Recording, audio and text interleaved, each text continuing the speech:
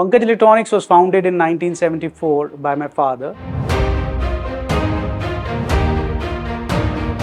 in a very small, obscure go down in the center of Delhi.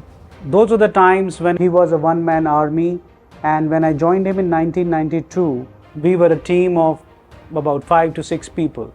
The transition has been that from 1992, from being a regional company, now we are a global player with presence across 3 continents, the Europe, Asias and Americas, now serving multiple segments in the industry. Change is constant and the world is transforming, so are we.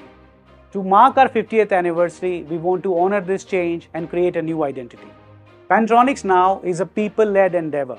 It's being built together with a lot of ownership, love and pride.